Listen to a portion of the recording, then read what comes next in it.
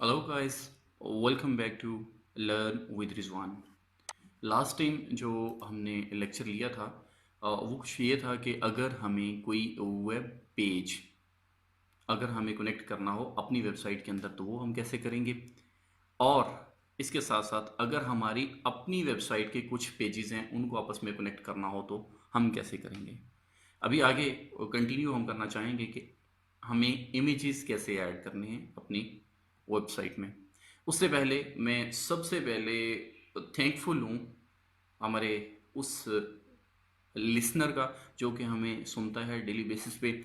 और आज उसने ये क्यूरी पुट की हुई थी कि सर हम जब भी आपसे कोई भी चीज़ सीखना चाह रहे होते हैं तो आप पढ़ते हैं आऊज़ु बिल्लाहि मिनश शैतानिर रजीम बिस्मिल्लाहिर रहमानिर रहीम रब्बि इश्रह ली सदरी व यस्सिर ली अमरी वहलुल उक़दतम मिन लिसानी यफ़क़हू क़ौली सदक़ल्लाहुल अज़ीम व सदक़ रसूलुहुन नबियुल करीम। और अल्लाह रब्बुल इज़्ज़त से दुआ है कि अल्लाह ताला हमें इल्म नाफ़ी अता फ़रमाए और इस इल्म की बदौलत अल्लाह रब्बुल इज़्ज़त हमें इस्लाम की, अपने वालिदैन की और मुल्क पाकिस्तान की खिदमत करने की तौफ़ीक अता फ़रमाए। तो उनकी क्यूरी आज ये थी कि आप ये जब हमें रिकॉर्डेड वीडियो भेज रहे होते हैं तो ऐसा आप क्यों नहीं कर रहे हैं। तो मैंने उन्हें जस्टिफ़ाई करने की कोशिश की, लेकिन उनकी ये बात ज़्यादा अहमियत की हामिल थी। लिहाजा मैं आज से कोशिश करूँगा कि हर वीडियो में, जिस तरह पहले भी मैं लेक्चर डिलीवर करते हुए भी मैं आपको ये दुआ के साथ शुरू करता हूँ, क्योंकि बीइंग ए मुस्लिम हमारा ये बिलीव है कि अल्लाह रब्बुल इज़्ज़त की मदद के बगैर हम कुछ भी नहीं कर सकते हैं। और जो भी इल्म हमें अता किया जा रहा है वो अल्लाह ताला की ही तरफ से होता है। तो आज हम कंटिन्यू करने से पहले एक बात जो आपको रिमाइंड करवानी है मुझे, वो ये है कि आप चैनल को सब्सक्राइब करना ना भूला कीजिए। और अगर आपको लगता है कि वीडियो का कंटेंट अच्छा है तो वीडियो को लाइक भी किया कीजिए। और इसके साथ साथ जैसे कि आज एक आपकी सजेशन आई है, आपकी क्यूरी आई है तो मैंने उसको फॉलो किया है।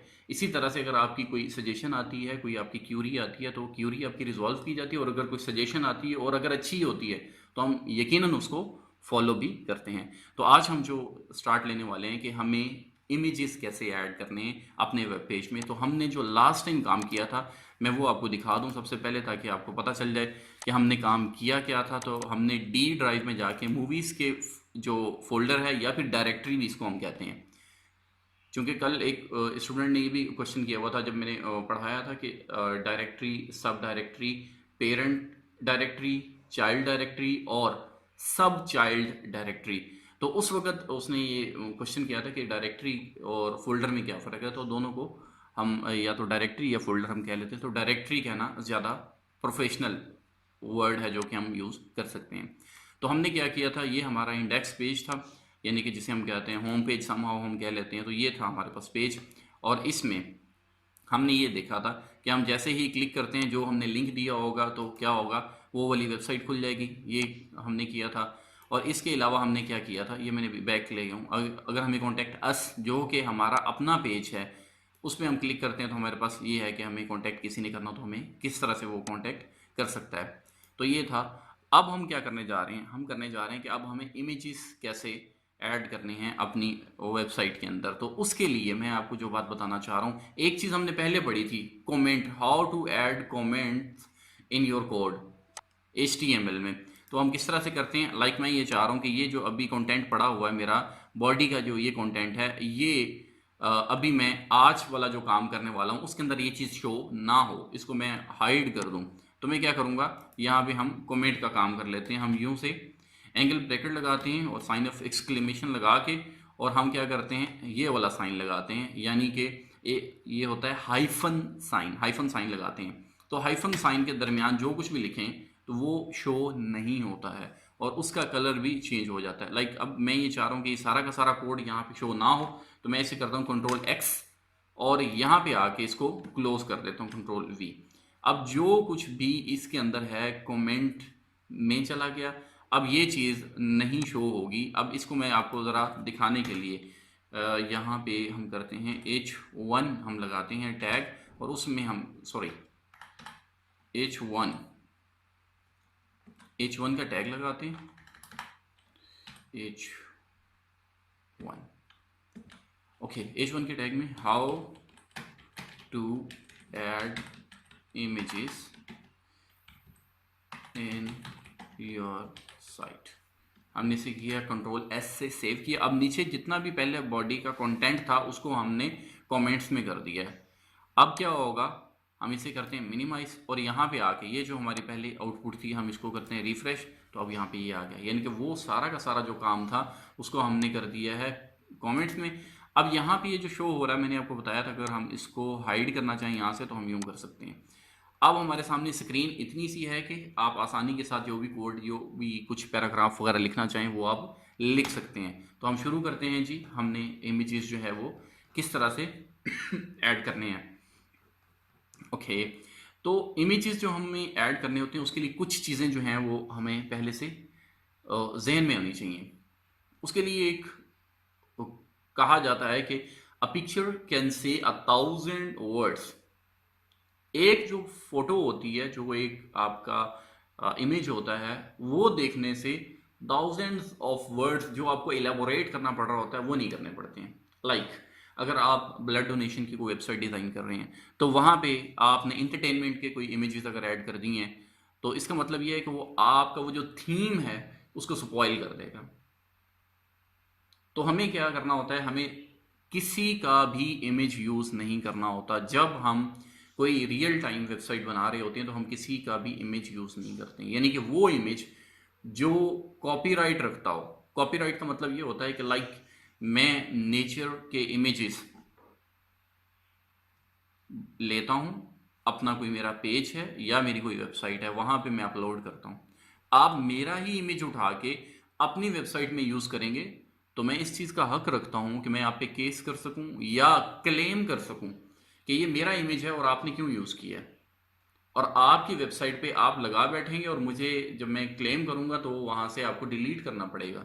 तो बेहतर ये है कि आप अपना इमेज ले लीजिए। अगर आप अपना इमेज नहीं लेना चाह रहे हैं फिर आपको क्या करना पड़ता है, फिर आपको ये देखना पड़ता है, आप सर्च करें, गूगल करें कि कौन से ऐसे इमेजेस हैं जहाँ से जिनका कॉपीराइट नहीं होता है। मिसाल के तौर पे अगर आपको कोई इमेज लेना है तो आप स्टॉक इमेजेस से ले सकते हैं। अब जो स्टॉक इमेजेस से आप लेना चाह रहे होते हैं डाटा, उसमें से मैं कुछ वेबसाइट्स जो हैं वो आपको सजेस्ट कर देता हूँ। अगर आपको वहाँ से इमेजेस लेने हो तो आप वहाँ से ले सकते हैं। लाइक आपके पास है वेबसाइट www.istock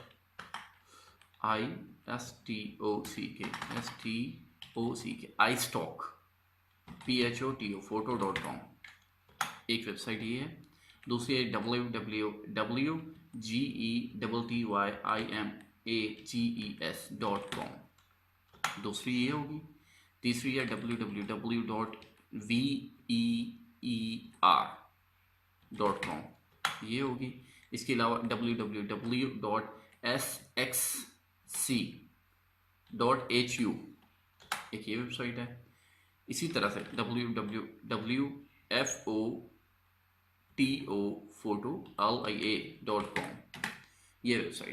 ये वेबसाइट्स हैं जो आप यूज़ कर सकते हैं। इन वेबसाइट से आप अगर कोई डाटा लेना चाह रहे हैं तो यहाँ से आप डाटा लेके आप यूज़ कर सकते हैं। कॉपीराइटेड नहीं होते हैं इनके images.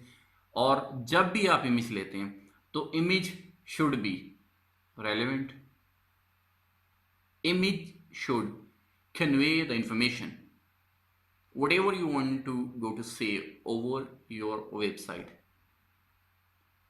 Also the images which you are going to use should convey the right mood.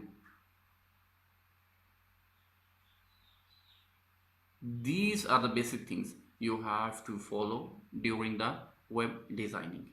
Clear हो गया यहाँ तक? बिल्कुल आपने किसी का इमेज यूज़ नहीं करना अगर आपको मजबूरी ना हो तो।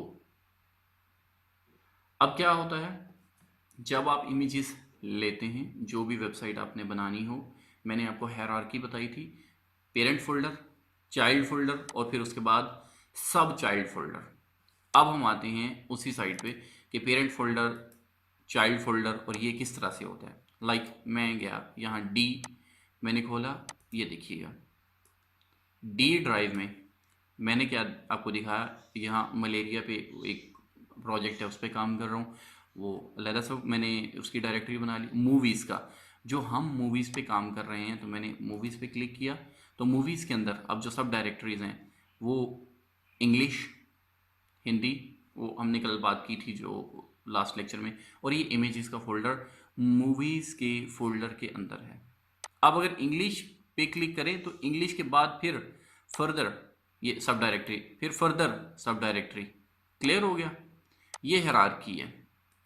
अब हमें क्या करना है, मूवीज़ के फोल्डर में, मूवीज़ की जो डायरेक्टरी है उसके अंदर अगर हमें कोई काम करना है तो हमने क्या किया, यहाँ पे इमेजेस का फोल्डर बनाना है हमने। इसी तरह से अगर हिंदी जो भी हमारी मूवीज़ हैं उसके अंदर कहीं पे हम कोई एक पेज बनाते हैं, उसके रिलेटेड जितने भी इमेजेस होंगे वो हम वहाँ पे रखेंगे। इसी तरह से जब हमारे पास कोई बड़ी वेबसाइट होती है तो उस पर हम क्या करते हैं, जो बटन वगैरह इस्तेमाल होते हैं उन बटन्स के लिए हम हर डायरेक्टरी के अंदर उसके इमेजेस का फोल्डर अलग से बनाते हैं।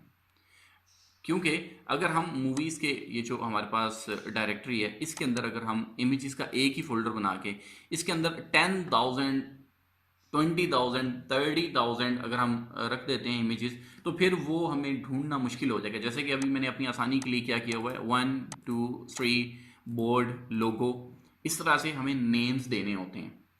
हर इमेज को हमें एक नेम देना होता है। तो जब हम ये नेम्स दे रहे होते हैं इमेजेस को, तो फिर क्या होता है, हमें आसानी के लिए हम वो डायरेक्टरी ही चूज़ करते हैं जिसके अंदर से हमें उस पेज पे इमेजेस लेके जाने होते हैं। क्लियर होगी ये बात? तो आपने इमेजेस का फोल्डर अलग से बनाना है हर एक पेज के लिए। अब हमें क्या करना है, हमें इमेज ऐड कैसे करना है, उसके लिए सिंपली आपने IMG लिखना है और टैब प्रेस कर देना है। अब जब आपने टैब प्रेस किया तो सबसे पहले उसने आपको बताया है SRC। SRC का मतलब होता है सोर्स, कि आप वो डाटा कहाँ से लेके आ रहे हैं। ब्राउज़र जो है वो कहाँ से फाइंड आउट करेगा वो इमेज जो कि आप ऐड करना चाह रहे हैं। इसको एक तरह से हम ये भी कह सकते हैं कि रिलेटिव URL जो है उस इमेज का टू योर ओन साइट, वो इसका URL हमें देना होता है। क्लियर होगी बात? तो अब हमें सोर्स देना है कि कहाँ से वो इमेज उठाया जाएगा। तो हम ये देखते हैं कि हमारा जो इंडेक्स का जो पेज, उसका जो फाइल पड़ी है वो यहाँ है, और इसी के अंदर ही हमारे पास, यानी कि मूवीज़ के डायरेक्टरी के अंदर एक डायरेक्टरी हमने बनाई इमेजेस की। इमेजेस के अंदर से हमें कोई भी इमेज लेके आना है, लाइक मैं 1 जो इमेज है वो लेके आना चाह रहा हूँ। अब मैं क्या करूँगा, यहाँ पे मैं लिखूँगा इमेजेस,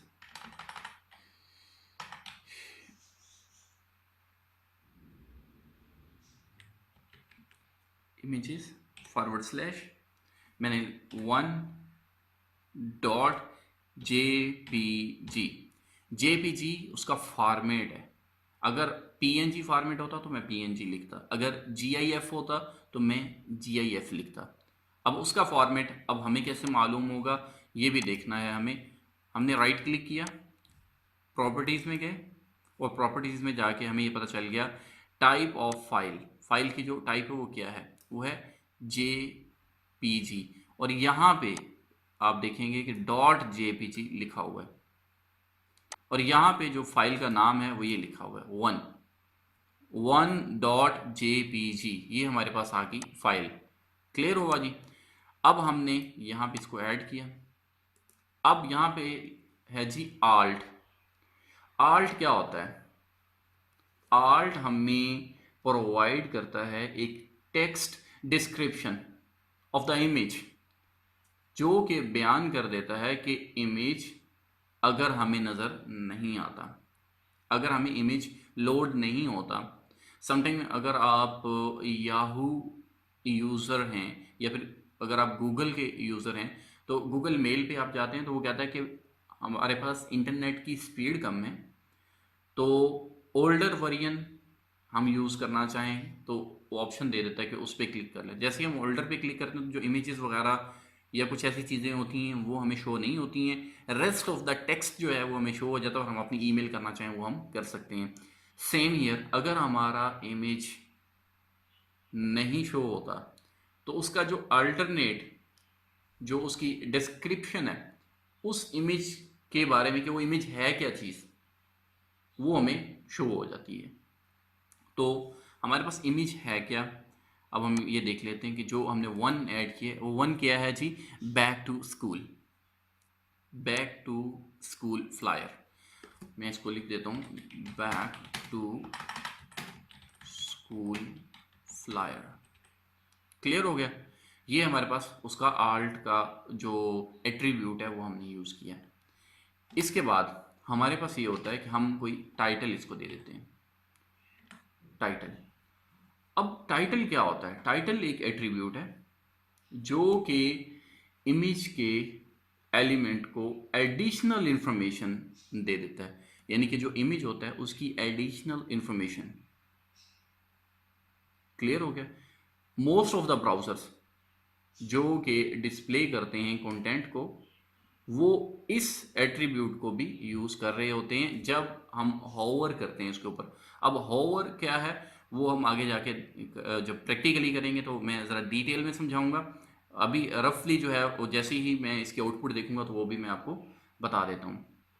अब होता क्या है, ये जो हम आल्ट जो टेक्स्ट है, जो हमने आल्ट का ये भी यूज़ किया जिसमें हमने लिखा है बैक टू स्कूल, ये फ्लायर है। अब ये किन लोगों के लिए होता है, हमारी जो वेबसाइट जो हम डिज़ाइन करते हैं वो सिर्फ ये नहीं कि हमारे जैसे लोग यूज़ कर रहे होते हैं, कुछ लोग ब्लाइंड होते हैं। अब जो स्क्रीन रीडिंग सॉफ्टवेयर है वो अपने लैपटॉप वो भी यूज़ कर रहे होते हैं हमारे साथ ही। लाइक अगर हम मास्टर्स के स्टूडेंट हैं तो हमारे अपने ही क्लास फेलोज होते हैं, मास्टर्स की क्लास में वो बैठे होते हैं लोग और वो देख नहीं सकते हैं। लेकिन आईटी की बदौलत जो प्रोग्रामर्स हैं उन्होंने ऐसे ऐसे प्रोग्राम्स बनाए हैं कि वो हमारी स्क्रीन की रीडिंग कर लेते हैं। तो स्क्रीन रीडिंग करके वो उसको अटर आउट करता है वो सॉफ्टवेयर जो है। तो अगर उसको इमेज, उसको तो नज़र नहीं आ रहा ना इमेज, लेकिन अगर आपने आल्ट का जो एट्रीब्यूट है वो यूज़ किया है तो आल्ट के एट्रीब्यूट से उसे पता चल जाएगा यहाँ पे है क्या चीज़ है। जैसे ही वो उसका जो उसको कहते हैं माउस या कर्सर वो वहाँ जाता है तो वो हमें शो करवा देता है कि यहाँ पे है क्या चीज़। क्लियर हो गया। अब हम टाइटल में कोई भी चीज़ देना चाहते हैं, मिसाल के तौर पे मैं ये चाह रहा हूँ कि मैं दे देता हूँ this is a school situated near the ABC river. कोई भी रिवर है तो उसके साथ ये वाक्य है एक स्कूल, उसकी मैंने डिटेल्स दे दी। तो चूंकि रिवर का नेम जो है वो हमें कैपिटल से स्टार्ट लेना हो तो इसीलिए फिर मैंने उसको करेक्ट कर दिया। अब ये मैंने एक इमेज ऐड किया, इमेज ऐड करने के बाद मैं इसे करता हूँ सेव, और सेव करने के बाद मैं आपको इसकी आउटपुट दिखाता हूँ। आते हैं यहाँ, दिस इज़ द इमेज। हमने रिफ्रेश किया और इमेज हमारे सामने शो हो गया। अब मैं ये चाहता हूँ कि ये इमेज जो है इसकी हाइट थोड़ी बढ़ जाए और इसकी विड्थ बढ़ जाए। अब मैं आपको इसकी पहले हाइट बढ़ा के दिखाता हूँ। मैं यहाँ पे हाइट हाइट हाइट अब क्या है जी इसकी, अब हाइट मैं कर देता हूँ इसकी 200 और इसकी मैं विड्थ कर देता हूँ, विड्थ इसकी मैं कर देता हूँ 1200। अब मैं इसे सेव करता हूँ, सेव करने के बाद मैं आपको इसकी आउटपुट दिखाता हूँ। तो यही वाला जो इमेज है ये यूँ से स्प्रेड हो गया। तो अभी थोड़ा ये क्लियर हमें नहीं नज़र आ रहा, इसकी हाइट कम है और विड्थ इसकी हमने ज़्यादा कर दी है। तो मैं इसको थोड़ा सा बढ़ा देता हूँ, बढ़ाया सिर्फ इसलिए है कि आपके लिए ज़रा विजिबल हो जाए। अब मैं ये आपको दिखाता हूँ, दिस इज़। अब भी हमें ये इमेज क्लियर नहीं है, इमेज के जो कलर्स हैं वो फेंट हैं। तो इस चीज़ के लिए ज़हन में रखना है कि जैसे ही आपकी वेबसाइट है उसके अकॉर्डिंग आपके इमेजेस अच्छे होने चाहिए, बेस्ट रेजोल्यूशन होना चाहिए। बेस्ट रेजोल्यूशन का मतलब ये नहीं है कि आप इतने हैवी रेजोल्यूशन आप यूज़ करें कि आपके उस इमेज को लोड होते होते होते इतना टाइम लग जाए कि यूज़र फेड अप हो जाए, ऐसा भी नहीं होना चाहिए। यानी कि आपको ये देखना होगा कि कौन सा इमेज कहाँ पे कैसे लगाना है और उसका वेट कितना होना चाहिए, वेट उसका कम होना चाहिए। अच्छा, अभी वो जो मैंने आपको एक बात कही थी हॉवर वाली, यहाँ भी हमारा कर्सर नीचे मूव कर रहा है। जैसे हम ऊपर गए हैं हमारा कर्सर ऊपर गया तो उसने कहा this is a school situated near the ABC river. अब ये जो नियर द ABC रिवर वाली बात है ये कहाँ पे थी, हमने अभी पढ़ा कि ये हमें टाइटल का जो एट्रीब्यूट है उसके अंदर ये चीज़ शो होती है। अच्छा, अभी मैं एक और चीज़ जो मैंने आल्ट का एट्रीब्यूट यूज़ किया उसका भी मैं आपको प्रैक्टिकल दिखा देता हूँ कि वो क्या है। लाइक मैंने अगर गलती से यहाँ इमेजेस नहीं लगाया, लीजिए मैंने इसे किया सेव। अब सेव करने के बाद मैंने इसको क्या किया, रिफ्रेश। अब देखिए कि वो जो आल्ट था, यानी कि अगर इमेज शो नहीं हो तो उसका अल्टरनेट कोई टेक्स्ट शो हो जाए। इमेज अब यहाँ पे शो नहीं हुआ, लेकिन उसका अल्टरनेट जो टेक्स्ट था वो था बैक टू स्कूल फ्लायर। यहाँ पे बैक टू स्कूल फ्लायर है। अब मैं क्या करता हूँ, दोबारा से इमेज को मैं शो करवाता हूँ, चूँकि हमें इमेजेस ऐड करनी है। क्लियर हो गया जी, ये हमारे पास है इमेज को हमने ऐड कैसे करना है, ये सिंपल उसका एक फॉर्मेट है। और मैंने आपको दो एट्रीब्यूट्स उसके बारे में बता दिए, और इसके साथ साथ मैंने बता दिए कि उसकी हाइट और जो विड्थ है वो आप किस तरह से कंट्रोल करते हैं। उसके बाद हमारे पास क्या होता है, हमें ये देखना होता है कि हमने उस इमेज को कहाँ पे यूज़ करना है। क्या हम पैराग्राफ के बाद यूज़ कर रहे हैं, क्या हम पैराग्राफ के अंदर यूज़ कर रहे हैं उसको, क्या हम पैराग्राफ के टेक्स्ट में इमेज लाना चाह रहे हैं। तो हम उसके लिए अभी एक और इमेज यहाँ पे ऐड करते हैं। ये हो गया हमारा एक इमेज। उसके बाद अब हम करते हैं इमेज, और उसका सोर्स हमने कहा इमेजेस फॉरवर्ड स्लैश, हमने लगाया यहाँ पे 2.jpg, यानी कि जो अब इमेज 1 था वो वहाँ पे हमने यूज़ कर ली, अब इमेज हम 2 यूज़ करना चाह रहे हैं। तो आल्ट यानी कि उसके जगह पे अल्टरनेट जो टेक्स्ट है वो है जी क्लास रूम इन्वायरमेंट।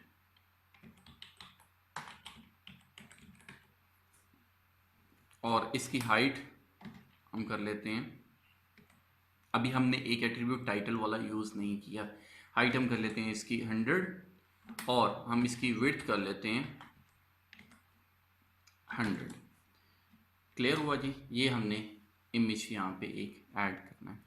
और उस इमेज के हम क्या करते हैं, बाद में एक पैराग्राफ ऐड करते हैं।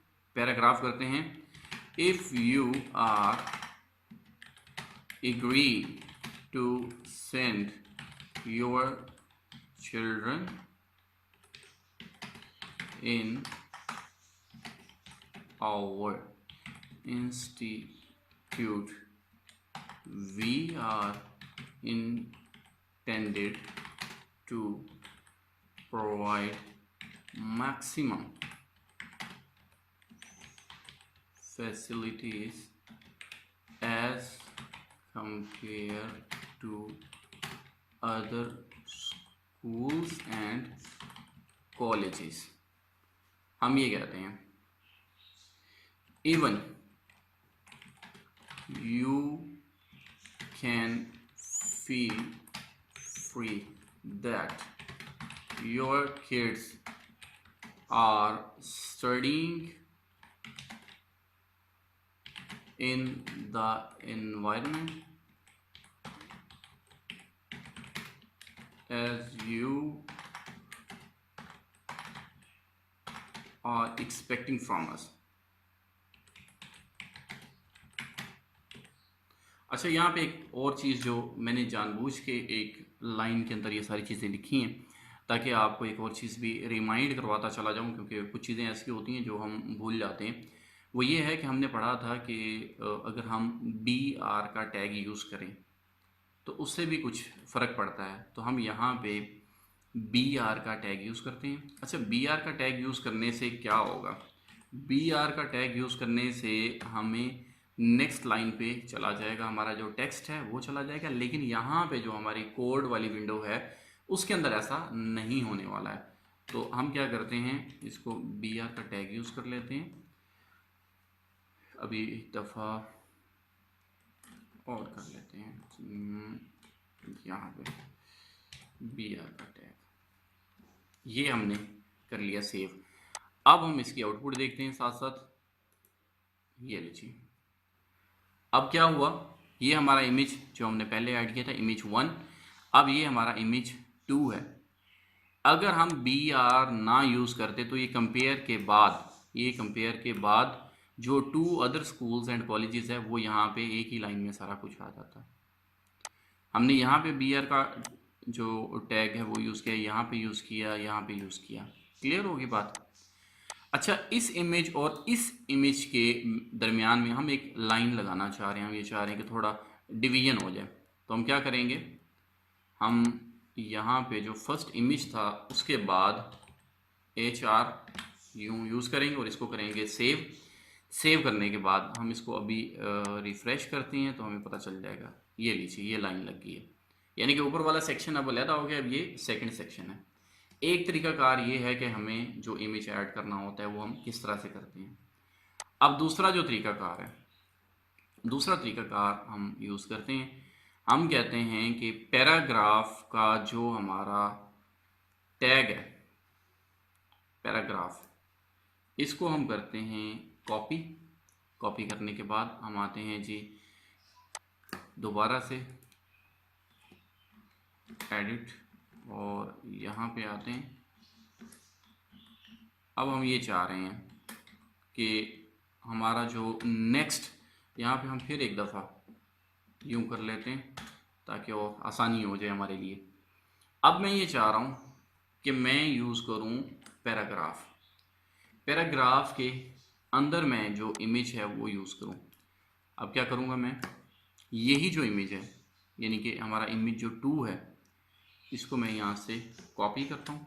कॉपी करने के बाद ये जो मेरा पैराग्राफ का मैंने टैग लगाया हुआ है इसके अंदर इस जगह पे, यानी कि पैराग्राफ के टैग के फ़ौरन बाद मैंने यहाँ पे इसको यूँ किया और मैंने इसको यहाँ से यूँ करने के बाद बिल्कुल यहाँ आके यहाँ एच आर यूज़ कर लिया।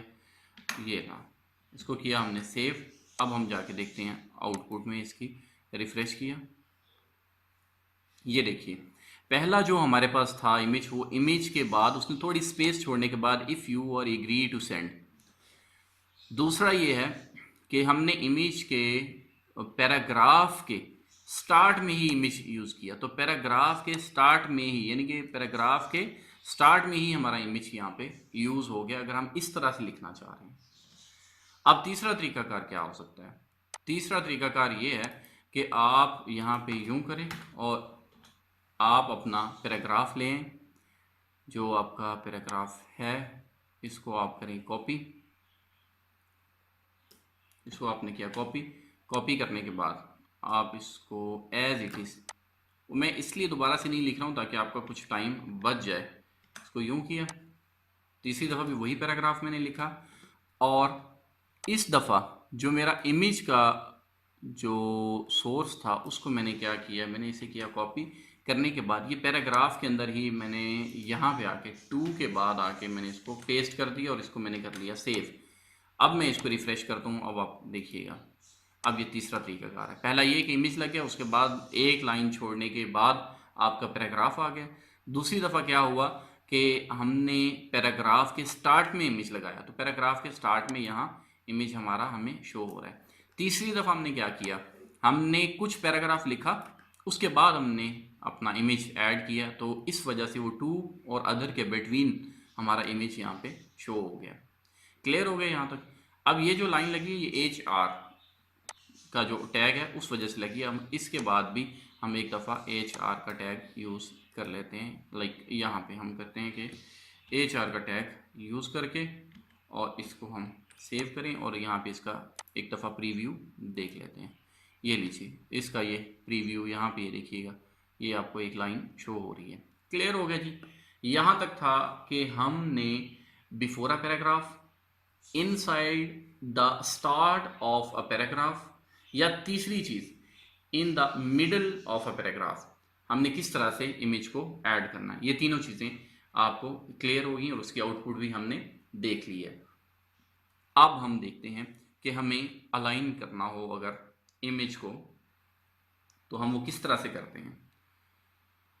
तो इमेज की अलाइनमेंट दो तरह की होती है, या तो लेफ्ट होती है या राइट होती है, यानी कि लेफ्ट हैंड साइड पे हो या राइट हैंड साइड पे हो।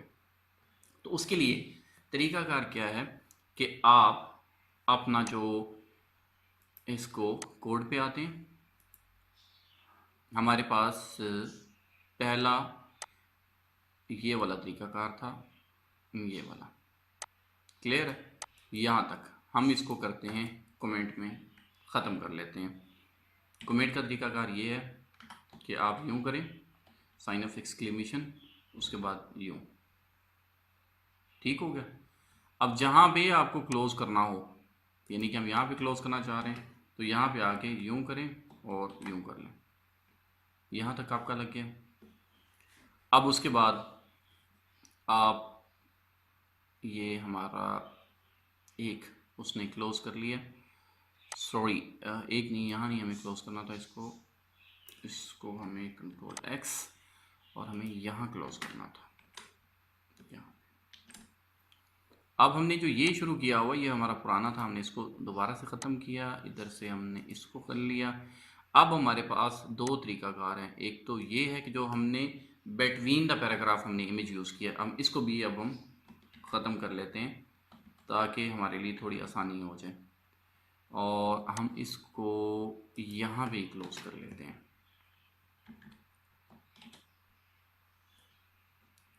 क्लियर हो गया जी। अब इसको भी हम क्लोज कर लेते हैं, ठीक।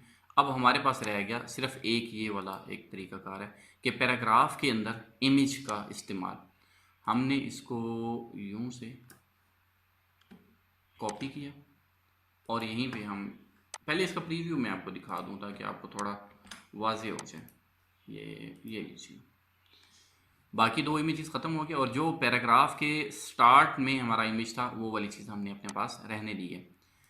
अब हम इसको क्या करते हैं, जो कि हमारा ये वाला है, इसको हम करते हैं कॉपी। कॉपी करने के बाद हम इसको यहीं पे इंटर करके और यहीं पे दोबारा से पेस्ट कर लेते हैं और सेव कर लेते हैं। Same paragraph, same everything is same, लेकिन यहाँ पे हम क्या करते हैं, अलाइन कर लेते हैं। अलाइन इक्वल डबल कोटेशन, अब यहाँ पे आप क्या लिखेंगे, राइट राइट। क्लियर हुआ।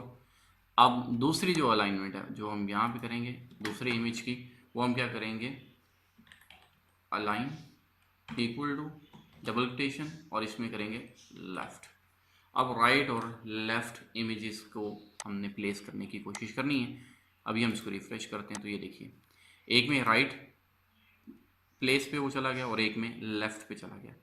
अच्छा, यहाँ पे एक चीज़ जो है ना वो अहम है, आपको थोड़ा लग रहा होगा कि इसकी प्लेसमेंट में थोड़ा फ़र्क आ गया है। तो प्लेसमेंट में क्या फ़र्क आया, जो हमारा पैराग्राफ था, पैराग्राफ के मुताबिक पैराग्राफ जो था वो हमारा उसकी हाइट कम थी, यानी कि उसकी जो 4 लाइंस हैं वो हो सकता है 80 टू 85 पिक्सल ले रही हो, लेकिन हमारा जो इमेज का साइज़ है वो 100 था, यानी कि 100 उसकी हाइट थी। इस वजह से यहाँ पे ये आपको फील हो रहा है कि ये लाइन से नीचे क्यों है। अगर हम इसी पैराग्राफ को बढ़ा देते हैं तो भी ये मामला हल हो जाता है। अगर इसकी हाइट कम कर देते हैं, लाइक हम कर देते हैं इसको 70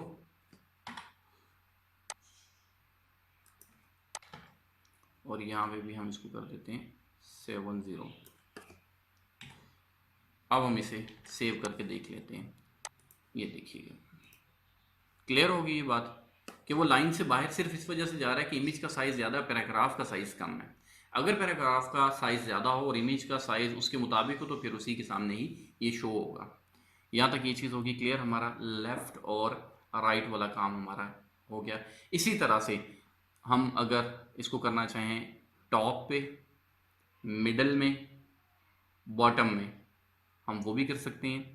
इसी को ही मैं कर देता हूँ ताकि हमारा टाइम भी साथ साथ बचता चला जाए, क्योंकि हमारे पास जो मैंने पहले भी कहा था कि टाइम इज़ मनी। तो हम इसे करते हैं कॉपी, और कॉपी करने के बाद इसी को हम, क्योंकि हमें अब पता तो चल ही गया ना, ये राइट को हम कर देते हैं जी टॉप, क्लियर हुआ। इसको हम कर देते हैं मिडल, और इसको हम कर देते हैं बॉटम। क्लियर हुआ जी। अब ये सारा हमें दोबारा से लिखना नहीं पड़ा, बस मैंने आपका टाइम बचाने के लिए ये काम किया है ताकि आपके लिए आसानी हो जाए। अब ये था टॉप, ये था मिडल, और ये था बॉटम। यानी कि पैराग्राफ जो है वो बॉटम में है, यहाँ पे पैराग्राफ मिडल में है, यहाँ पे पैराग्राफ टॉप पे है। क्लियर हो गया जी ये। तो इस तरह से हम ये कर सकते हैं, इसकी अलाइनमेंट टॉप, मिडल और बॉटम में भी हम इसकी अलाइनमेंट कर सकते हैं। अब क्या होता है, अब हमें जो चीज़ समझनी है इमेजेस के लिए, मैंने पहले भी आपको बताया कि इमेजेस आपके अपने होने चाहिए। इसके लिए सेवरल टूल्स हैं जो कि हम यूज़ कर सकते हैं एडिट करने के लिए या सेव करने के लिए अपने इमेज को, कि उसका जो राइट साइज़ क्या है, उसका फॉर्मेट क्या है और उसकी रेजोल्यूशन क्या है। लाइक मैं ये कहता हूँ कि हमें ज़राफ़ा उसका इमेज हमें यूज़ करना है। अब ज़राफ़ा का जो इमेज होगा वो लैंडस्केप हम नहीं यूज़ कर सकेंगे, क्योंकि उसकी जो नेक होती है वो काफ़ी हाइट पे होती है, तो हमें पोर्ट्रेट ही इमेज यूज़ करना पड़ेगा। सेम ईयर अगर हमें एलिफेंट का इमेज यूज़ करना है तो हम पोर्ट्रेट, यानी कि उसकी जो विड्थ और हाइट है वो पोर्ट्रेट टाइप होगी। और जो दूसरी बात है कि इमेज का जो फॉर्मेट है वो कैसा होना चाहिए। इमेज का फॉर्मेट अगर तो हमें वेबसाइट यूज़ करनी है कलरफुल, तो हमें JPEG या JPG इमेजेस जो हैं वो यूज़ करने होते हैं, क्योंकि जो JPG इमेजेस होते हैं उसमें 100 ऑफ कलर्स होते हैं, 100 ऑफ कलर्स। लाइक ये जो हमने पहला इमेज यूज़ किया इमेज 1, वो भी many colours are over there, और जो इमेज 2 है उसमें भी काफ़ी सारे कलर्स हैं। हमें दिखने में ऐसा ही है कि एक दो कलर्स हैं, लेकिन ये कम्बिनेशन होता है।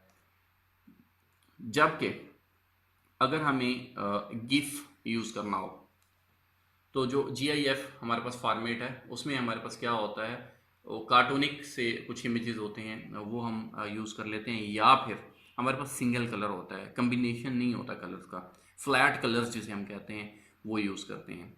क्लियर हो गया। और उसके बाद हमारे पास आ जाता है कि जो इमेजेस की डायमेंशंस होती हैं वो क्या होती हैं, कि वो कैसे अपीयर होता है। वो डायमेंशन पोर्ट्रेट और लैंडस्केप होती है। जैसे कि मैंने आपको बताया कि पोर्ट्रेट हमें ज़राफ़ा की अगर इमेज लेनी है तो हम पोर्ट्रेट लेंगे, एलिफेंट की लेनी होगी तो हमें लैंडस्केप वाला जो है वो एट्रीब्यूट उसका यूज़ करना होगा। रेजोल्यूशन के बारे में मैंने आपको बिल्कुल वाज़ेह बता दिया है कि हमारे पास क्या होता है। हमारे पास ये होता है कि जो हमारे पास रेजोल्यूशन होती है ना इमेज की, वो होती है 72 पिक्सल्स पर इंच, जो हमारा कंप्यूटर डिस्प्ले कर रहा होता है। लाइक मैं ये कहूँ कि ये वाला जो इमेज है या फिर ये वाला जो है, तो ये किस तरह से शो कर रहा है, तो ये क्या कर रहा है 72 पिक्सल्स पर इंच। ये पिक्सल पर इंच को PPI भी समटाइम लिखा जाता है, PPI। अब ये जो PPI पढ़ के आपने परेशान नहीं होना, वो पिक्सल्स ही होता है। जो हमारे पास प्रिंटेड मटेरियल होता है, जैसे कि हमारे पास बुक्स आती हैं, मैगजीन्स होते हैं, या फिर कुछ इस किस्म के हमारे पास प्रिंटेड आती है, तो वो प्रिंट होता है टाइनी सर्कल्स की वजह से, जिनको हम कहते हैं डॉट्स। वो डॉट्स होते हैं, तो डॉट्स की वजह से तो वो होता क्या है, उसमें 1 इंच में जो उसकी रेजोल्यूशन होती है वो होती है 300 डॉट्स पर इंच। वो DPI होता है। एक होता है हमारे पास, मैं साथ में आपको लिख देता हूँ ताकि आपको याद रहेगा, एक होता है हमारे पास PPI, तो ये होता है पिक्सल्स पर इंच। क्लियर हुआ। दूसरा होता है हमारे पास DPI। अब जो DPI होता है वो होता है डॉट्स पर इंच। क्लियर हुआ जी। ये होती हैं दो चीज़ें। अब मैं उसकी एग्जांपल देता हूँ, लाइक कोई इमेज है उसकी एग्जांपल मैं आपको दे देता हूँ। अगर है वो JPEG at 300 DPI, थोड़ी आपकी अंडरस्टैंडिंग के लिए मैं ये कर रहा हूँ ताकि आपको समझ लगे थोड़ी सी, तो वो बनेगा 1526 किलोबाइट का इमेज होगा, अगर 300 DPI का इमेज हम लेते हैं। सेम इमेज अगर हम लेते हैं JPEG ही इमेज है, लेकिन वो है एट 72 PPI, जगह उसने उतनी ऑक्यूपाई की हुई है, लेकिन उसका जो साइज होगा वो होगा 368 KB। तो अब हमें ये देखना है कि हमारा जो यूज़र है, जो हमारा एंड यूज़र है, वो किस तरह से ले रहा है इस इमेज को। हमने इमेज ज़्यादा रेजोल्यूशन वाला देना है, ज़्यादा हैवी इमेज देना है, या कम देना है। अगर आपकी फ़ोटो शूट की वेबसाइट है, लाइक आप हैं ही फोटोग्राफर, तो डेफिनेटली आप ये चाहेंगे कि आप DPI में अच्छे से अच्छा रिजल्ट दें, ताकि आपका जो कस्टमर है वो बढ़ता जाए। लेकिन अगर आपने कोई वेबसाइट यूज़ करनी है, वेरी करता है, हो सकता है आपका क्लाइंट ही डिमांड कर दे, ज़रूरी नहीं है कि आप अपनी मर्ज़ी के साथ ये काम करें, क्लाइंट की डिमांड पे भी होता है। उसके अलावा हमारे पास हो जाती हैं वेक्टर इमेजेस होते हैं। वेक्टर इमेजेस जो हैं वो बनते हैं एडोब इलस्ट्रेटर में। तो हम ये जैसे ही थोड़ा वेब डिज़ाइनिंग को हम मूव करेंगे तो हम इंशाल्लाह अज़ीज़ वो भी आपको सिखाएंगे। एडोब फोटोशॉप आ गई, एडोब इलस्ट्रेटर हो गया, और इस तरह की कुछ और चीज़ें हैं वो भी मैं आपको साथ साथ सिखाता चला जाऊँगा, ताकि अगर आपको खुद से भी कोई इमेज बनाना पड़े, कोई लोगो वगैरह खुद से डिज़ाइन करना पड़े, तो आप कुछ ना कुछ आप कर सकें। तो जो एनिमेटेड गिफ्स हैं वो भी आप लगा लेते हैं। जैसे कि आप देखते हैं कि वो एक जब कोई चीज़ लोड हो रही होती है तो एक सर्कल घूम रहा होता है। तो इस किस्म के जो हैं वो आपको एनिमेटेड जो गिफ्स हैं वो आपने किस तरह से बनानी है, वो क्रिएटिंग सिंपल एनिमेशन, वो भी मैं आपको थोड़ा सा गाइड करूँगा। इसके अलावा ट्रांसपेरेंट हमारे पास जो इमेजेस होते हैं, लाइक PNG इमेजेस होते हैं। लाइक मैं अभी आपको दिखाता हूँ कि ये जो इमेजेस मैंने कलेक्ट किए हैं, मैंने 3-4 इमेजेस डाउनलोड किए। इनमें से ये जो इमेज है, मैं इसकी प्रॉपर्टीज़ में जाता हूँ, आपको दिखाता हूँ। ये PNG फाइल है, .png बोर्ड, ये PNG फाइल है। अब इसका जो बैकग्राउंड है वो क्या है, इमेज है, लेयर्स हैं, ये सारी बातें हम लेटर ऑन डिस्कस करेंगे। तो PNG इमेजेस भी हमें यूज़ करने होते हैं सम टाइम। तो हमें क्या करना होता है, हमें अब कोई मिसाल के तौर पे वेबसाइट है, तो उसको अगर हमें एग्जामिन करना हो, हम उसे देखना चाह रहे हो, तो हम क्या करते हैं, उसके ऊपर जो है वो इमेज को, जो हमारे पास वेबसाइट होती है, हम उसे ओपन करते हैं न्यू विंडो में जाके। जो भी हमारे पास, लाइक हम इसको करते हैं open image in new tab, तो हम टैब में ये करते हैं तो ये हमारे पास असल इमेज ये हमारे पास आ जाता है। तो इस इमेज को हम फर्दर देखना चाहें तो हम इसको इंस्पेक्ट भी कर सकते हैं, इसको डाउनलोड भी कर सकते हैं, या हम इसे कहते हैं सेव इमेज एज। जब हम सेव करेंगे तो सेव करने के बाद हमें पता चल जाएगा कि ये किस किस्म का ये इमेज है। ये यहाँ तक था हमारे पास इमेज को ऐड करना, इमेज के सारे एट्रीब्यूट्स जो हम रेगुलरली यूज़ करते हैं वो।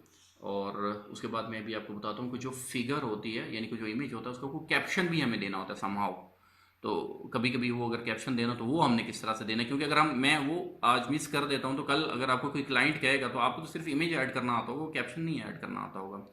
तो मैं एक बात आपको जो रिमाइंडर देना चाह रहा हूँ वो ये है कि चैनल को सब्सक्राइब करना आपने बिल्कुल नहीं भूलना है, और जो वीडियो आपको कंटेंट अगर अच्छा लग रहा हो तो फिर आपने वीडियो को लाइक भी करना है। और अगर आपको कहीं पे कुछ लगे कि ये चीज़ ऐसे नहीं होनी चाहिए थी, तो फिर आपने ये करना है कि आपने वो सजेशन भी देनी है, चूँकि आपकी जो सजेशन होती है वो हमारे लिए वैल्यूएबल होती है। अब हम जो इसमें लास्ट चीज़ है वो क्या है, हम कैप्शन जो है वो किस तरह से ऐड करते हैं। तो हमने क्या किया, हम करते हैं उसके लिए एक टैब यूज़, और वो होता है फिगर का, FIGURE, फिगर। हम फिगर का टैग यूज़ करते हैं। फिगर के टैग के अंदर, यानी कि फिगर का टैग है उसके अंदर अब हम इमेज यूज़ करते हैं, इमेज। और इमेज का जो वही सोर्स है वो मैंने आपको पहले बताया कि हम कैसे लिखते हैं, इमेजेस / हमने लगाया 3 और .jpg, ये हमने इमेज ले लिया। और मैंने कहा अल्टरनेट इसका हो for details education.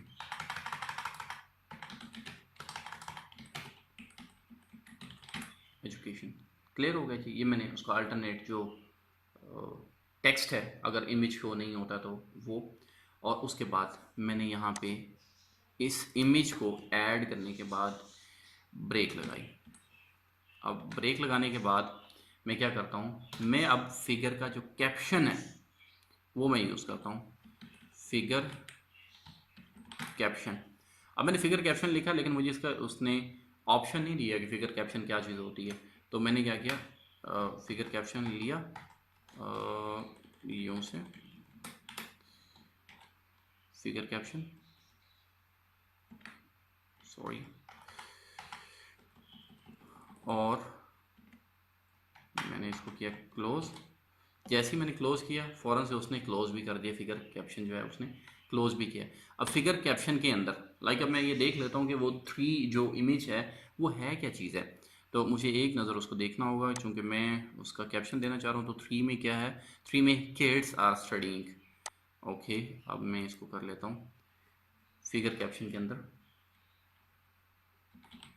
Kids are studying in classroom. इसको मैंने किया सेव। जो कुछ भी मैं लिखूंगा कैप्शन के अंदर, अब वो फिगर के साथ बिल्कुल अटैच होना चाहिए। अब हम इसको रिफ्रेश करके देखते हैं क्या ऐसा हो रहा है या नहीं हो रहा है। ये लीजिए, मैंने ये इमेज लिया और उसके साथ ही ये देखें, kids are studying in classroom, ये मैंने इसका कैप्शन दे दिया। इसे कहते हैं फिगर कैप्शन। अच्छा, अब जो मैंने इसका टैग यूज़ किया है वो आपने देखा है, फिगर कैप्शन।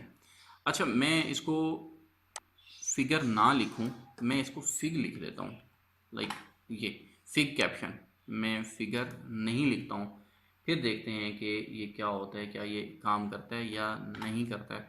मैं इसे सेव करता हूँ। सेव करने के बाद अब देखते हैं कि फिग यानी कि शॉर्टकट लीजिए। आपको फिगर लिखने की ज़रूरत नहीं, सिर्फ फिग कैप्शन भी लिखें तो भी वो फिग कैप्शन भी अपना काम कर रहा है।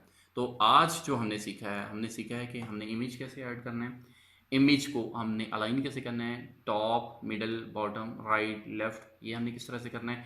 इमेज के जो एट्रीब्यूट्स हैं वो हमने कहाँ पे, कैसे और क्यों यूज़ करने हैं। इसके साथ साथ हमने ये सीखा है कि उसकी जो इमेज का फॉर्मेट है वो कितना अहम होता है हमारे लिए, इमेज का साइज़ कितना अहम होता है। तो थैंक यू सो मच, आपने काफ़ी कीमती टाइम दिया है। और आई बिलीव कि वो लोग जो रेगुलरली सीख रहे हैं वो अपने जो असाइनमेंट है उसके लिए हमें डिमांड करते रहते हैं। तो मैंने आपको पहले भी बताया था कि अगर आपको हमें एक्सेस करना हो तो आप हमें हमारे फेसबुक के पेज पे learn with Rizwan www dot उसके बाद फॉरवर्ड स्लैश लगाएं, लर्न विद रिजवान पे आके ई लर्निंग के नाम से आपको वो पेज मिल जाएगा।